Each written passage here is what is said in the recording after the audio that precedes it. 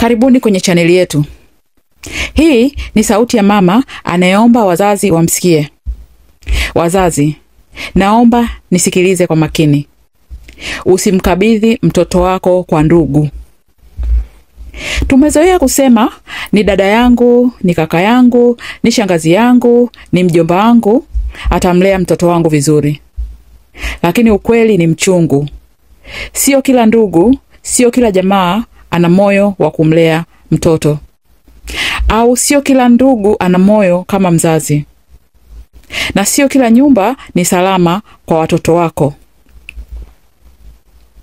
Watoto wengi wamepoteza furaha, wameumizwa, wengine wamebaguliwa. Wengine wametumika kama wafanyakazi wa ndani. Wengine wameumizwa kimwili, wengine kimoyo, na wazazi walizani wako salama. Tunaopeleka watoto wetu kwa ndugu tukifikiria kama vile wako salama. Kumbe hawako salama. Mtoto wako ni jukumu lako, si jukumu la ndugu zako, si jukumu la jamii. Mtoto wako anakuhitaji wewe, uwepo wako, macho yako na moyo wako. Ukilazimika kumpeleka mtoto kwa ndugu, usikae mbali, usinyamaze. Mpigie simu, mtembelee mara kwa mara, muulize kama kuna kitu hakimfurahishi. Usiridhike na maneno ya ndugu anakuambia anaendelea vizuri. Hakikisha wewe mwenyewe kwa kwenda mara kwa mara, kwenda kumuona, kwenda kuongea naye. Ni afadhali ukae na mtoto wako kwenye nyumba yako ndogo kwa amani kuliko kumpeleka mtoto kwa ndugu ambaye ana nyumba kubwa au ana maisha mazuri. Mtoto huyo anaweza akapitia mateso makubwa sana. Tukumbuke ndugu zangu, watoto ni baraka.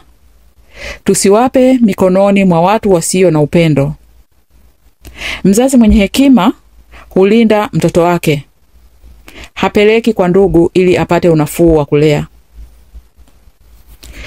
Mlinde mtoto wako kwa sababu hakuna mwingine atakayemlinda vizuri kama utakavyomlinda wewe. Uzoefu umenionyesha kwamba wazazi wengi wanapeleka watoto kwa ndugu, halafu wanakaa miaka na miaka hawatembelei wale watoto. Unampeleka mtoto kwa ndugu, anakaa miaka 5, 6, mpaka 7. Yule mtoto kule anaumwa, mtoto saa nyingine anateswa, hana mahali pa kusemea. Na mara nyingi watoto wale wanatumika kama ndio wafanyakazi wa ndani wa kulea ndugu, watoto wa yule shangazi yake au watoto wa mjomba wako. Unawezaje kumpeleka mtoto kwa ndugu kamwacha mwaka mzima hujaenda kumuona, miaka 2 hujakwenda kumuona? Unajua huko anakuwa treated kiasi gani? Na je, wewe mama au wewe baba, unaishije na amani kujua mtoto wako una mwaka mzima hujawahi kumuona? Unakaa kweli kwa amani na kwamba huyo mtoto hayuko Ulaya, yuko hapo hapo nyumbani? Uwezi kusema kwamba niende nikamuone mtoto au mtoto aje likizo? Jamani, hili ni jambo lipo katika kila familia. Kila familia wamepeleka watoto wakaishi kwa ndugu. Watoto huko wananyanyaswa, tena wengine wananyanyaswa kingono na majirani na hata ndugu wa huyo ndugu yako ambaye umempa mtoto. Mtoto anatakiwa jicho lako jicho lake, kwa sababu kuna unyanyasaji mwingi. Anaweza akawa anatumika kingono na hana mahali pa kukimbilia. Kwa hiyo natoa wito kwa ndugu zangu, tuache kupeleka watoto kwa ndugu.